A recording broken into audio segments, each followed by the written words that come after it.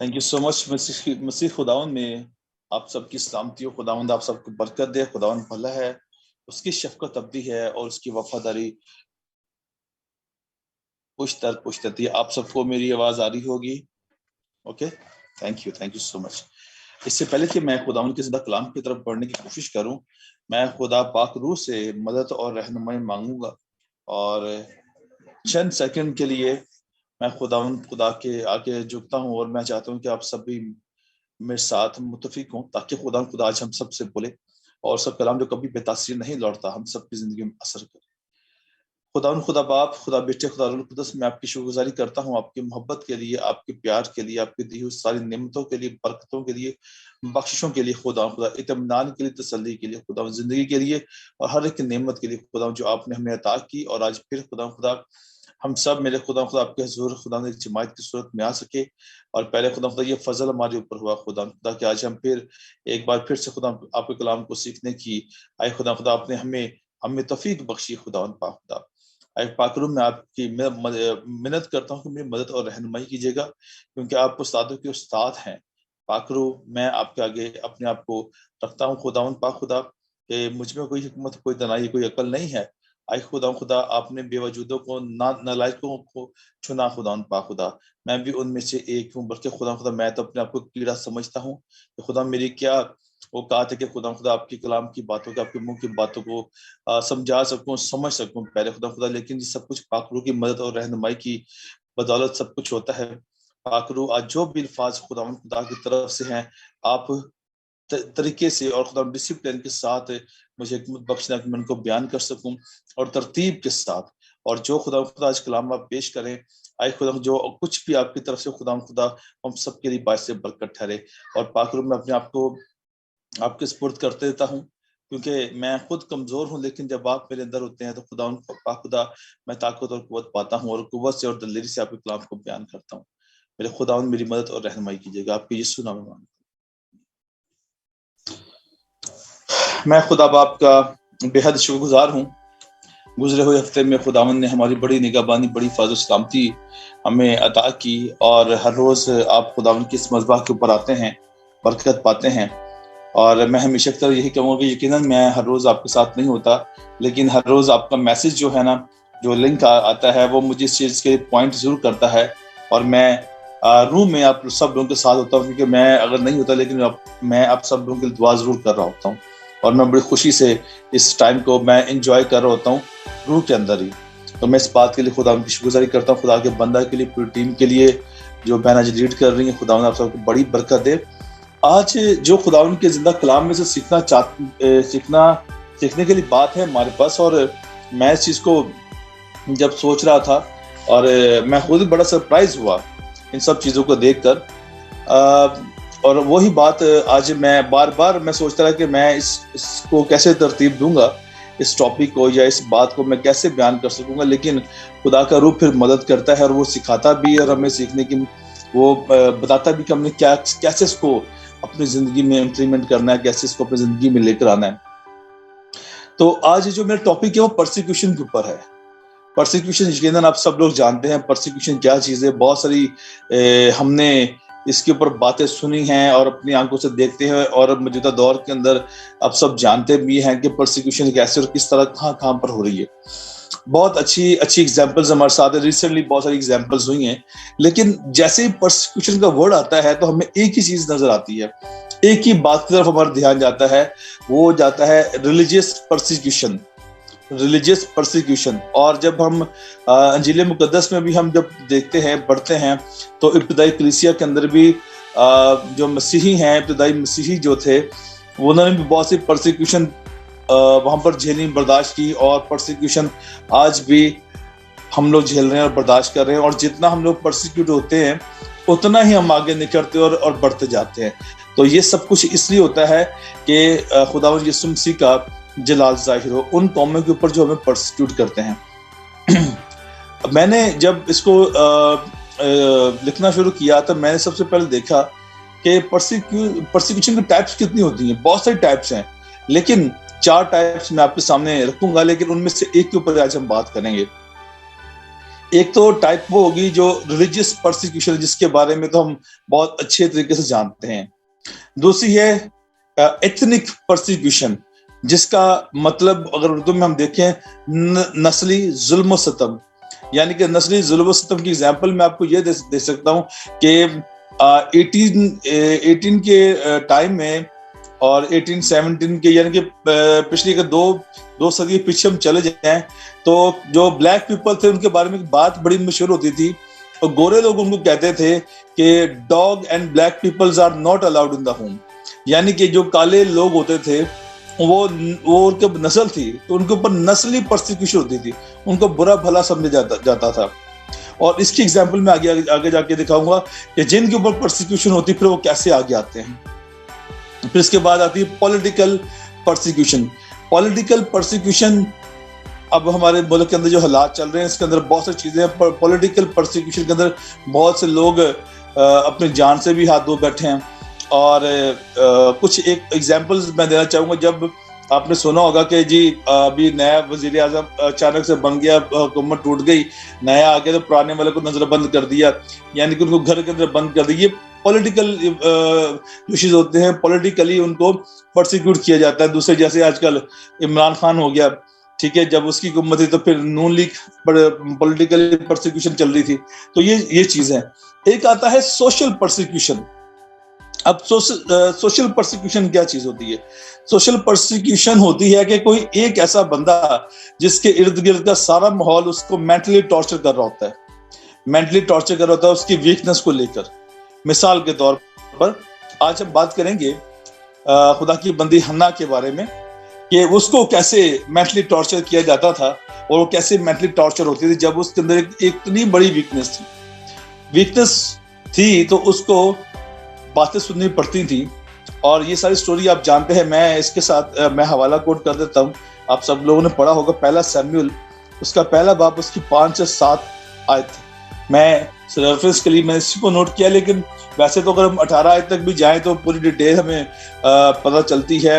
اس کے شوہر کی وہ کس فرقے قبیلے سے تھا، کس فرقے سے تھا، پھر اس کی بیوی کے بارے میں، دوسری جو بیوی اس کے بارے میں پتہ چلتا ہے. لیکن ہم لوگ آج حنا کے بارے میں سیکھیں گے، پھر آخر جو اس کا کنکلوژن اس کی طرف بڑھیں گے. مجھے ایمان ہے کہ جب تک میں کنکلوژن کی طرف جاؤں گا آپ لوگ آلریڈی انڈرسٹینڈ کر چکے ہوں گے. تو یہ تھے ہمارے آج کی آبجیکٹو. آپ سب لوگ جانتے ہیں حنا کی ساری سٹوری کو کہ اس کا جو شوہر ہے الکانا، اس کی 2 بیویاں ہیں، ایک حنا ہے اور دوسری کا نام تھوڑا سا مجھے بھی پروناؤنس کرنے میں بڑا مشکل سا ہوا، لیکن یہ کہ ہم لوگ بہت کم اس کو یوز کرتے ہیں. اگر بائی مسٹیک اگر مجھ سے صحیح پروناؤنس نہ ہو تو آپ لوگ سمجھ سکتے ہیں. فلحنا کیونکہ میں تھوڑا انگلش میں اس کو دیکھ رہا تھا، فلحنا کر کے اس کا نام ہے، تو میں اس کے لیے ایکسکیوز کر سکتا ہوں، لیکن مقصد آپ سمجھ جائیں گے. سٹوری اصل میں کیا ہے کہ اس کے اولاد ہے اور اس کے اولاد نہیں ہے. اور آپ یہ جانتے ہیں کہ جب ہمارے معاشرے کے اندر یہ خاص یہ چیز نوٹ کی جاتی ہے، مجھے انگریزوں کی یا گوروں کے ان کا نہیں پتا کہ وہ لوگ بھی کیا ایسے ایک دوسرے کو پرسیکیوٹ کرتے ہوں گے مینٹلی یا نہیں کرتے ہوں گے، کیونکہ وہ ان کا تھوڑا کرائٹیریا، ان کا سوچ کا لیول کچھ اور. لیکن ہمارے مڈل ایسٹ کے اندر، خاص طور پہ انڈیا پاکستان کے اندر یہ چیز بڑی مشہور ہے کہ اگر اس کی ویکنس ہے نا تو پھر اس کو اس کی ویکنس کو پوائنٹ آؤٹ کر کے ہی بولا جاتا ہے. مثال کے طور پہ کہ چھوٹے ایگزامپل دیتا ہوں، اگر کسی کی ایک آنکھ ہے نا تو اس کا نام کے ساتھ اس کو کانا لگا دیں گے، اور فلانا کانا، ٹھیک ہے. اب بیچارے کی پیدائشی آنکھ ایسی تھی یا وہ حادثے کی وجہ سے ایسا ہو گیا، لیکن اس کے ساتھ لقب لگ گیا. اسی طرح سے اگر کسی کا کان جو ہے وہ ٹوٹ گیا یا کسی ایکسیڈنٹ میں لاس ہو گیا تو اس کو کان ٹوٹا رکھ دیں گے نام. تو مثال کے طور پہ یعنی کہ ہم اس کی شہرت یعنی کہ اس کی ویلیو یا اس کو ہم پھیلانے کے لیے یا اس کی نشانی بنانے کے لیے ہم اس کے ساتھ اس کا ایک خود سے ہی نام دے لیتے ہیں، اور وہ ایسا نام لگ جاتا ہے کہ پھر وہ چلتا ہی رہتا ہے مرنے تک ہی. تو بے شمار گاؤں میں ایسے بہت ساری ایسی چیزیں ہوتی ہیں، جیسے کہ مختلف فیملیز کے نام لوگوں نے خود ہی رکھے ہوتے ہیں، اور پھر بجائے یہ کہ اس فیملی کو اچھے نام سے پکارا جائے اور ان کے آگے نسلیں بھی ان کو اسی نام سے جانتی ہیں، اسی نام سے جانیں گی، وہی نام لیں گی. مثال کے طور پر ہم لوگ جیسے 90 چک کے رہنے والے ہیں تو ہمیں کہیں گے نبی.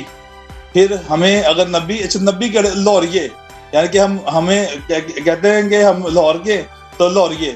تو اس طرح سے جیسے اب لال پوری ہو گئے، اب اس کا پورا خاندان، بھائی فیملی کا نام کیا، وہ لال پوری جڑے نے. تو اس طرح سے باتیں چلتی. سو وہی چیز یہاں پر ہنا کے ساتھ بھی ایک ہوتی ہے کہ ہنا بھانج ہے، اور اس کے ارد گرد والے، اس کے آس پڑوس والے، اس کے اپنے گھر کے اندر اس کو پرسیکیوشن ہو رہی ہے. اب یہ پرسیکیوشن کیوں ہو رہی ہے، اس کے پیچھے وجہ کیا ہے؟ جبکہ کلام مقدس میں واضح طور پر لکھا ہے کہ خدا نے اس کا رحم بند کر رکھا تھا، خدا نے اس کا رحم بند کر رکھا تھا. اب اس کے پیچھے پلان خدا کا کیا ہے؟ ایک تو سب سے پہلے بات تو یہ کہ اس کو مشہور کر دیا گیا. وہ اس طرح سے مشہور ہو گئے کہ وہ بھانجے اس کے اولاد ہی نہیں ہو رہی. اس کی دوسری بیوی کے 5-6 بچے ہو گئے، تو اس کے تو اولاد ہی نہیں ہو رہی. یعنی کہ جتنے سال اس کے دوسری بیوی کے بچے ہو گئے، جتنے مثال کے طور پہ 4-5 بچے ہیں، اور جتنی ایج کے وہ بچے ہو گئے، اتنے ہی سال سے وہ بھانج ہے. اب وہ بھانجے 1 سال ویٹ کیا، 2 سال ویٹ کیا، 3 سال ویٹ کیا، 4 سال ویٹ کیا، آخرکار یہ بات ڈکلیئر ہوئی کہ وہ بھانج اس کی اولاد نہیں ہوتی. لیکن خدا کا پلان تھا کہ خدا نے ہی اس کو اس طرح رکھا ہوا تھا. وجہ کیسی؟ وجہ تھی شہرت. اب شہرت اچھی طرح سے ملے یا بری طرح سے ملے، ملتی ضرور ہے. وہ کہتے ہیں نا کہ وہ اگر نام ہے تو پھر بدنام بھی تو ہوں گے نا. تو اب کیا چکر کیا کہ اس کا نام اس لیے ایسا اس کا بھانج پڑ گیا، اس کو بھانج کہنے لگ گئے یا بولنے لگ گئے، تاکہ اس کا نام ہر جگہ سنا جائے، بولا جائے، اس کو پتہ چل جائے کہ یہی وہ ہنا ہے جو بھانج تھی. اب جب وہ بھانج تھی تب بھی اس کو بھی احساس ہوا کہ اب مطلب کہ پھر وہ اپنے اندر بھی کڑکڑانے لگ گئی. اور واضح طور پہ لکھا ہوا ہے کہ جب وہ ان کا شوہر جب وہ قربانی کے لیے جاتا ہے، سجدہ کرنے کے لیے جاتا ہے، اپنی بیوی کو، دونوں بیویوں کو اور دوسری بیوی کے بچوں کو بھی ساتھ لے جاتا ہے، اور اس کا شوہر اسے پیار کرتا ہے، دگنا حصہ بھی اس کو دیتا ہے. اور پھر بھی وہ اس کی جو سوت جو اس کے اوپر کڑکڑاتی ہے اور چڑھاتی ہے. اب یہ بھی بڑے رواج قائم ہے ہمارے اندر کہ ہم ایک تو بندے کی کمزوری اوپر سے اس کو چڑھائیں گے بھی، اور تیرا دیکھی کاننے کان نالیا، اس طرح سے ہم چڑھاتے ہیں لوگوں کو. ہم اس طرح سے لوگوں کو ہم بلاتے ہیں. ٹھیک ہے، اور یہی باتیں ہر کے ساتھ بھی ہوتی ہوں گی. لازمی سی بات ہے کہ شوہر کے سامنے شاید نہ کرتے ہو، لیکن پیچھے کرتے ہوں گے. اب سم ٹائم ایسا ہوتا ہے کہ کوئی تو ہمارے منہ پہ کہہ رہا ہوتا ہے، کوئی ہمارے بیک پہ بھی یہ باتیں کر رہا ہوتا ہے، اور فلانے دے ویچا جی، فلانے دے یہ بات ہوتی ہے کڑکڑانے والی یا کسی کو چھیڑنے والی یا چڑھانے والی باتیں. یہی سب کچھ ہنا کے ساتھ ہو رہا تھا. اور یہ ایک پرسیکیوشن ہے جسے ہم سوشل پرسیکیوشن کہا جاتا ہے. یہ سوشل پرسیکیوشن کے اندر آتا ہے. اب نہ صرف وہ، اب باہر کے لوگوں نے بولنا بولا، گھر کے اندر بھی سوت اس کی یہی صبح شام اس کو بولتی ہوگی، کہ وہ ٹونٹ کرتی ہوگی، اس کو تانے مارتی ہوگی. تو یہ اس کو مینٹلی اپسیٹ کرنے کا طریقہ تھا. اب یہی چیز اس کو خدا کے اتنے قریب لے کر چلے گئی، اور خدا کا پلان تھا کہ یہ پہلے تو اس کو دنیا اس نام سے جانے گی، اور پھر وہ خدا کے جلال کو دیکھے گی جب خدا نے اس کو بیٹا دیا. اب یہاں پہ ایک اور بات بھی ملتی ہے کہ جب پہلے پرسیکیوشن ہوتی ہے اور رزلٹ اس کے بعد نکلتا ہے، اس کے بعد خدا کا جلال ظاہر ہوتا ہے. مثال کے طور پر ہم انجیل مقدس میں اس صورت کو جانتے ہیں جس کے 12 برس سے خون جاری تھا. لکھا ہے کہ اس نے سارا پیسہ اپنے علاج پہ لگا دیا، لیکن علاج اس کا ٹھیک نہیں ہوا.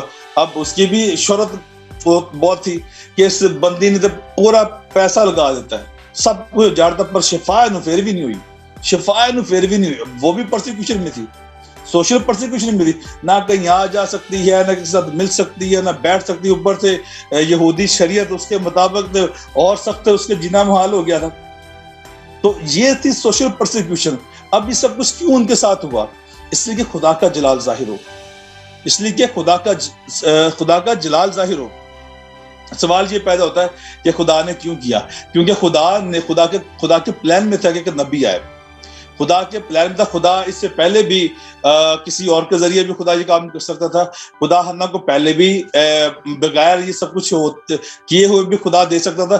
لیکن اگر خدا ایسے کیے بغیر حنا کو بیٹا دے دیتا تو کیا آج تک حنا کا نام ہوتا؟ کیا آج ہم کسی ایسی عورت کو جس کے اولاد نہیں ہوتی ہم اس کو حنا کی ایگزامپل دیتے؟ کبھی نہیں دیتے. کبھی ہم لوگ حنا کو یاد نہ رکھتے، کبھی بھی حنا کی ایگزامپل نہ دی جاتی. کبھی بھی ہم حنا کی ایگزامپل دے کے لوگوں کو تسلی نہیں دیتے. کتنے سو سال پہلے سیموئیل نبی آیا، لیکن اس کی اس کی ایگزامپل آج بھی دیتے ہیں.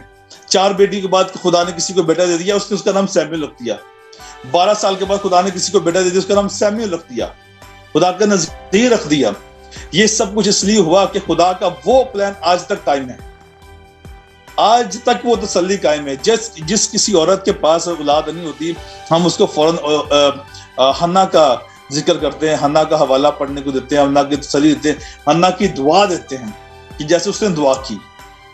یہ سب کچھ اس لیے ہوا تھا, یہ سب کچھ خدا کا پلان اس لیے ہوا تاکہ اگر جو ہمیں آج پرسیکیوٹ کرتے ہیں, کل کو وہی ہماری واہ واہ بلے بلے کریں گے.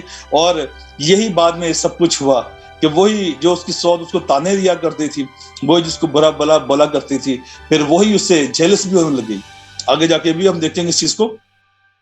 اب جب اس نے بھی خدا کے ساتھ, جب اس کو محسوس ہو گیا, جب وہ اس لیول تک پہنچ گئی, جب حنا کا پہلا لبریز ہو گیا, تانے سن سن کے, پرسیکیوشن برداشت کر کر کے, تو اس نے بھی خدا کے آگے اس بات کو رکھ دیا کہ خداوند اگر تو مجھے دے تو خدا میں تجھے دے دوں گی. اور وہ اس نے بھی ایسا کیا. اگر خدا نے دیر نہیں کی اور خدا نے بھی اس کی نہ, خدا نے اگر اس کو دینے میں دیر نہیں کی, تو اس نے بھی اپنے وعدہ پورا کرنے میں دیر نہیں کی. یہ ہے خدا اور خدا کے لوگوں کا کنیکشن. اب یہ پرسیکیوشن کی بات آپ لوگوں نے سمجھی. اب ہم لوگ اپنی طرف چلتے ہیں کہ ہم لوگ کیا کرتے ہیں. اگر ہمیں کوئی کسی نام سے, یا ہمیں بھی کوئی اگر کوئی ایسے تانے مارتا ہے ہماری کوئی ویکنس کو لے کے, مثال کے طور پر میں جب چھوٹا سا تھا, اور آج بھی میرے ساتھ یہ پرابلم ہوتی ہے, ہاتھ لانا, آج بھی میرے ساتھ یہ مسئلہ ہے. اور یہ میرے ساتھ پرابلم بائی برتھ ہے, بائی برتھ میرے ساتھ یہ پرابلم چلتی رہی ہے. اور میں اکثر ہی کبھی جب کبھی تیزی میں بولنے کی کوشش کرتا ہوں یا کوئی بات کروں, میری زبان اکثر رک جاتی ہے. اور مجھے بچپن میں بڑے لوگوں نے بولا وہ تتھیا اور تتلیا آ جاتی, سمجھ نہیں لگتی. میرے ریلیٹیوز نے مجھے بولنا کرنا, میری جتنی ماسی ہیں اور پھپھو صاحب نے بولنا کرنا, تیرے سمجھ نہیں لگتی. بڑھتا گیا ایک ویکنس تھی, میں اس چیز کو بڑا محسوس کرتا تھا. لیکن جب مجھے خدا کے بندہ موسیٰ کے بارے میں پتہ چلا کہ خدا نے اس کے تتلے پن کو ویسے ہی رہنے دی, اس کی ویکنس کو, لیکن وہ قوم جو اس کی سنتی نہیں تھی, پھر وہی قوم اس کے بغیر رہ نہیں سکتی تھی. آج بھی وہ قوم اس کو اور اس جیسی مثال کو ڈھونڈتی, لیکن ملتی نہیں ہے آج بھی. سو کہنے کا مقصد یہ ہے کہ جہاں پر ہماری ویکنس ہوتی ہے, اور اگر کوئی ہمیں سوشلی اس کے اوپر پرسیکیوٹ کرتا ہے, ہماری اس کمزوری کو لے کر اگر وہ ہمیں ٹونٹ کرتا ہے, یا ہمیں وہ ذلیل کرنے کی کوشش کرتا ہے, یا لوگوں کے سامنے ہماری برائی کرتا ہے, یا ہمارے منہ پہ یا ہمارے پیچھے برائی کرتا ہے, تو آج سیکھنے کی بات یہ ہے کہ اپنے خدا کے آگے آئیں, اس کے اوپر جھک جائیں, اور اس کو بولیں کہ خدا تیرا شکر ہو کہ میرے اندر یہ ویکنس ہے. اگر یہ ویکنس کا اعلان, یہ ویکنس کی بات اگر اس وقت حنا نے نہ کی ہوتی, تو حنا بھی شاید اس کو بھی سیموئیل نہ ملتا. ہم لوگ کیا کرتے ہیں, ہم لوگ اس کا مقابلہ کرتے ہیں, جبکہ ہمارا مقابلہ تو خدا آلریڈی کرنے کے لیے تیار رہتا ہے, لیکن ہم خدا کو موقع ہی نہیں دیتے کہ وہ مقابلہ کرے. ہم خود مقابلہ کرنے کے لیے کھڑے ہو جاتے ہیں. سو جس انسان کوئی بھی پرفیکٹ نہیں ہے, کوئی پرفیکٹ انسان نہیں خدا یسوع مسیح کے سوا, کوئی پرفیکٹ نہیں ہے. تو جب ہم پرفیکٹ نہیں, اس کا مطلب ہمارے اندر بہت سی ویکنس ہیں, بہت ساری کمزوریاں ہمارے اندر ہیں. اور جس کمزوری کے اوپر لوگ زیادہ شاؤٹ کریں, لوگ زیادہ ہمیں چڑھائیں, لوگ زیادہ ہمارا مذاق اڑائیں, وہی کمزوری آپ کے لیے, خداوند کے لیے, وہ خدا کے جلال کے لیے وہ آگے آتی ہے, وہی کمزوری آگے آتی ہے. مثال کے طور پر مجھے میں آپ کو بتاتا ہوں, سمجھیں مجھے اس کا نام بڑا مشکل سا, مجھے نام نہیں پروناؤنس ہوگا. ہم نے سوشل میڈیا پہ خدا کے اس بندے کو دیکھا, وہ آج پاسٹر بن چکا ہے, جس کے بازو بھی نہیں ہے, جس کے ٹانگیں بھی نہیں, صرف اس کا ایک انگوٹھا سا ہے, اور اسی سے ہر سارے کام کرتا ہے. کیسی وہ مثال ہمارے سامنے ہے. مجھے اس کا نام نہیں, کسی کو آتا ہو تو پلیز وہ ٹائپ کر سکتا ہے تاکہ باقی لوگ بھی جان جائیں. کیسی بات ہے کہ آج وہ خدا کا بندہ, وہ پاسٹر بھی ہے, وہ دنیا کے ہر وہ کام کر رہا ہے, اور خدا کا جلال کیسے ایک ایسے بندے کے اوپر جو پیدائشی نہ اس کے بازو نہ ٹانگیں نہ کچھ کر سکتا, صرف ایک انگوٹھا جس کے ساتھ وہ کام کرتا ہے. وہ چلتا پھرتا بھی ہے, وہ ڈرائیو بھی کرتا ہے, وہ سب کچھ کرتا ہے, وہ ہر ایک کام وہ کرتا ہے, ہر کام کر سکتا ہے. اور وہ خدا کی دنیا میں جا کے خدا کے کلام کو یس پلیز یس بالکل ٹھیک آپ نے ٹائپ کیا, تو وہ دنیا میں سارے کام جا کے وہ کر رہا ہے اور خدا کے نام کو جلال دے رہا ہے. خدا نے کیسا دکھا دیا کہ میں جو ہوں اس میں ہوں، میں ہی یہوہ ہوں، میں سب کچھ کرنے کی قدرت رکھتا ہوں.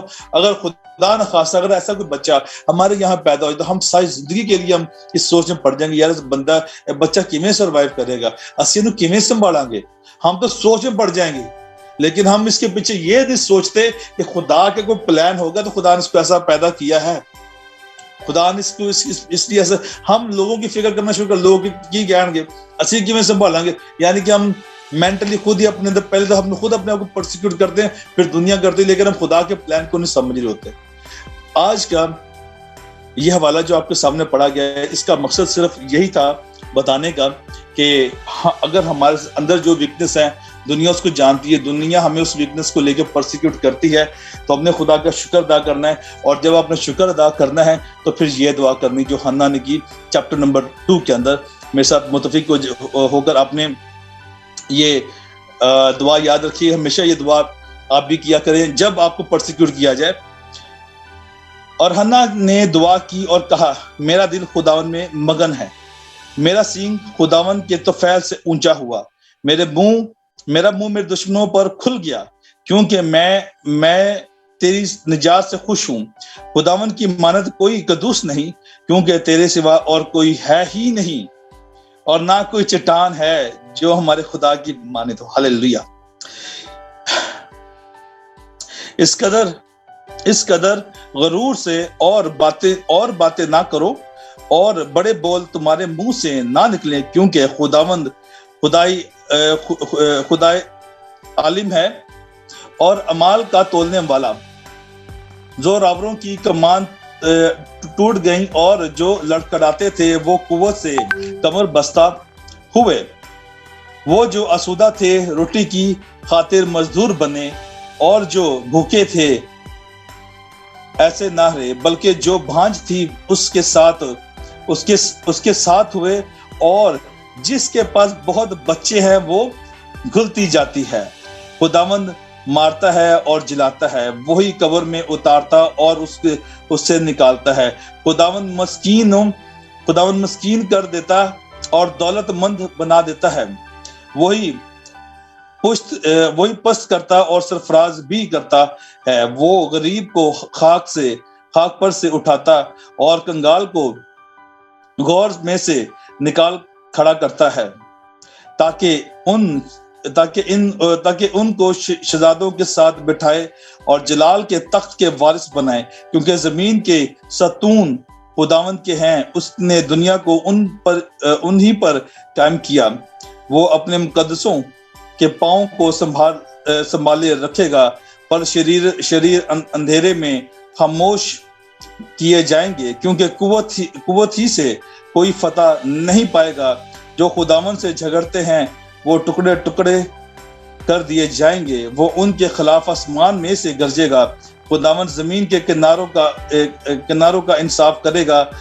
وہ اپنے بادشاہ کو زور بخشے گا اور اپنے ممسوح کے سینگ کو بلند کرے گا. یہ وہ دعا ہے جب خداوند نے حنا کی سن لی اور خدا نے اس کو پرسیکیوشن میں سے نکالا اور سرفرازی بخشی اور بلندی بخشی. یہی دعا یہ ہمیشہ اپنے ساتھ آپ اس کو یاد رکھیں کہ جب کبھی آپ پرسیکیوٹ کیے جائیں کسی بھی وجہ سے، کسی بھی چیز سے، چاہے وہ آپ کا موٹاپا ہو، چاہے وہ آپ کی کمزوری ہو، کچھ بھی ایکس وائی زیڈ جو آپ محسوس کرتے ہیں، دنیا آپ کو اس کے اوپر سے بات کرتی ہے، تو یہ باتیں حنا کی یاد رکھی. خدا نے اس کو کس طرح سے سرفرازی بخشی. خداوند آج کے کلام کے وسیلہ سے ہم سب کو بڑی برکت بخشے. آمین.